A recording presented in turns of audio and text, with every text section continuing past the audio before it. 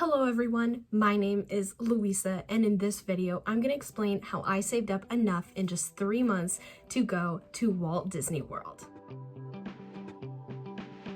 Hello, welcome back if you are a returning subscriber or returning viewer, and if you are new here, welcome. My name is Louisa Ruby, and if you have any interest in Disney, dance, decluttering, or personal finance content, then my little corner of YouTube might be a great place for you.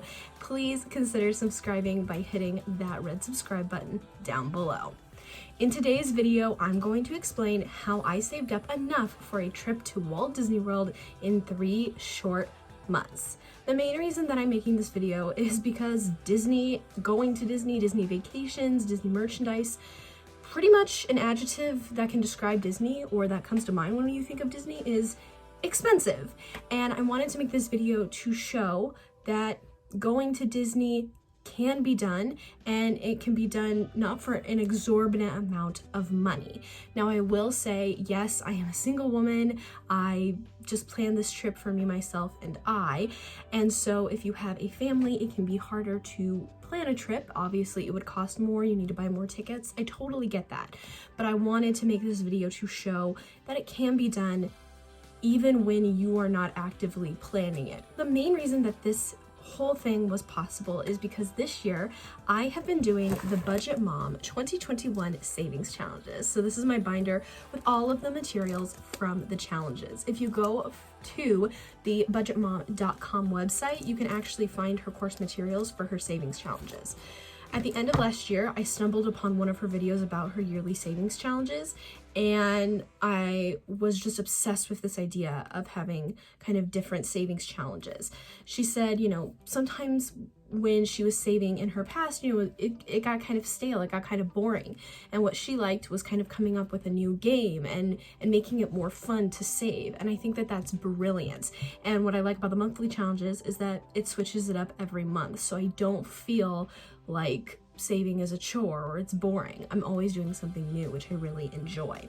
Now, this video is not sponsored by the Budget Mom. I'm just in awe of her work. The founder and the creator of the Budget Mom is named Kumiko, and she does have a YouTube channel that I highly encourage that you all check out. But at the start of this year, I wanted to do these savings challenges, and she actually has 36 savings challenges for the entire year of 2021, 3 for each month. One is a cash envelope savings challenge. If you budget by paycheck and use cash envelopes, which is kind of the method she's known for, then that kind of savings challenge has to do with that.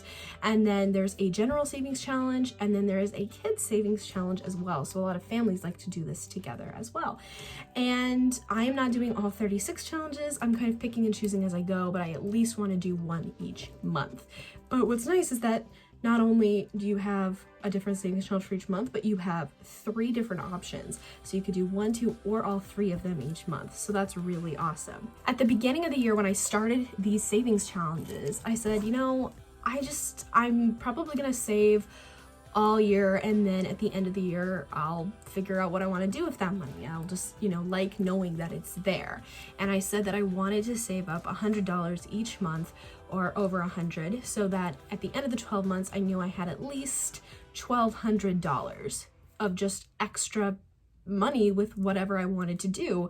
I could put it into savings, I could put it somewhere else, and I had no clear idea of what I wanted to do. I just figured I would wait until the end of 12 months. But I started saving. So the first thing that I did, the first savings challenge, the January savings challenge that I did, was called Jolly January. So what you did was you picked a 5-letter word.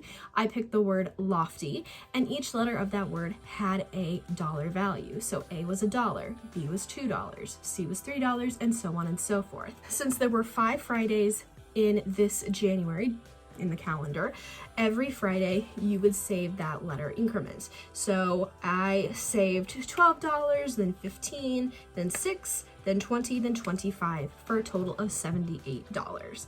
And then I put in a little bit more money because, as I said, I wanted to earn more than $100 or put in $100 a month into these monthly savings challenges. So I ended up saving $103 in January due to this Jolly January. challenge. In February, I did the last name challenge. So for the last name challenge, you took the number of letters in your last name. For me, it's 7, and you took it times 5, and so that would equal 35 for me. So each week I would put $35 into that particular savings account.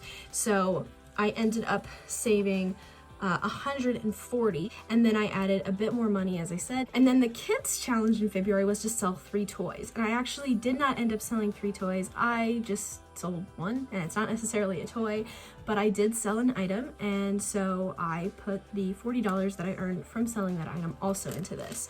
So I ended up earning $195 for February. In March, I did the 5% to savings challenge, and basically what that was taking 5% of your paycheck and everything and putting it into the savings. So I put in 5% from all of my paychecks, from all my different jobs. I also put in 5% for my stimulus check and both my state and federal tax refund. And so I was able to put in a lot more money than I probably normally would if I was doing this challenge in a different month. And then I also did the kids challenge, which was called building a word. You would pick numbers and letters out of I picked them out of a plastic bag, and then I would make a 3-letter word, and whatever that 3-letter word was, I would save that amount. So all in all, in March, I saved $288. So if you add 103, 195, and 288, you get $586. Towards the middle of March, towards the end of March, I started thinking to myself, I'm fully vaccinated, so I felt safe enough to travel, and I thought, I wonder if I could take a trip to Disney with how much I've saved just in these monthly savings challenges. And so I did the math, and I was able to. I found airplane tickets for $300. My trip to Disney World, I'm going to be gone for about 5 days, I want to say. So I found $300 for the plane tickets for me to get there and to come back. So I thought that was pretty good. And then I will be staying with a friend when I am in Orlando, so I didn't have to worry about lodging. So that could be something to think about if you are trying to plan a trip for yourself and seeing if you can afford it. Is checking out lodging and seeing what your options are. Now, I will be staying with a friend, so some of you may say, okay, that's cheating, you didn't have to worry about lodging. But there are other alternatives such as Airbnb, and you could find cheap options. And then I paid for park tickets. I paid $275. I got just single park tickets, so 1 park a day, no park hopper options, and I got 2 days of tickets because I'm not planning on going to a park on the Tuesday that I'm there. And then a friend of mine has comp tickets that we will be using on 2 of the days that I'm there. So 4 of the days are going to be park days, and I paid for 2 single park hopper tickets for 2 of those days. So to just get the plane tickets and the park tickets was $575, which left me $10 in my Budget Mom savings envelopes left. And I was able to pay for it entirely with what I've saved in just 3 months of doing the Budget Mom savings challenges. So the reason that I make this video and I tell how this happened and how I was able to plan for this trip is because it was so awesome to be able to say, you know what, I kind of want to go to Disney World. That is what I want to do. Can I make that work? And realizing that because I had saved and done these savings challenges, yes, I was able to make it work. So if there's a goal like that out there for you, maybe it is going to Disney World, or maybe it is something else. If you take it in bite-sized chunks, you can totally do it. I highly recommend checking out the Budget Mom. I think her materials are incredible. This is not sponsored, as I said, but I just really, really find her to be relatable, and I find her material very, very helpful. So I'm still going to be continuing to do these savings challenges. I'm excited to see what's next. I have no idea what I'm saving for next or when I will dip into these savings again, but I didn't have to dip into any of my savings accounts or anything like that. I just used the money I have done from doing this. Thank you all so much for watching. If you made it to the end of this video, please give it a thumbs up. I'm very impressed. Thank you. And comment down below. What is something that you're currently saving for? Do you do monthly savings challenges, or do you do any sort of savings challenges? Let me know down below. If you want to see more videos like this, hit that subscribe button. I upload every Tuesday and Saturday. And if you want even more of me, you can find me on Instagram at louisa.ruby. Anyways, thank you all so much for watching again, and I'll see you soon with a brand new video. Bye!